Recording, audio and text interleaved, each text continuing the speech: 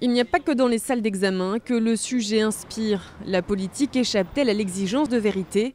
Ces élus, philosophes, sans oublier de tacler le gouvernement. La vérité, c'est d'annoncer ce qu'on va faire et d'essayer de le tenir. Et quand on voit un président qui se fait élire en disant « j'aime pas les riches », et quand on voit Emmanuel Macron aujourd'hui mener une politique qui n'est pas obligatoirement celle qu'attendaient les électeurs de François Hollande, l'exigence de vérité, elle est nécessaire. C'est évidemment quand même en résonance aussi avec ce qui se passe dans la France d'aujourd'hui. Tout le monde pense aux affaires, un jour Cahuzac, un autre jour Thévenoud. Mais pour avoir une bonne note, mieux valait sans doute être plus nuancé ou plus original, comme le conseillent ses profs de philo. Par exemple, à l'accusation qui avait été faite au président américain qui avait fabriqué de fausses preuves de présence d'armes de destruction massive en Irak, pour justifier, pour prendre prétexte de ce mensonge, pour déclencher une guerre. Il y a une série qui cartonne en ce moment qui s'appelle Game of Thrones autour de la lutte pour le pouvoir.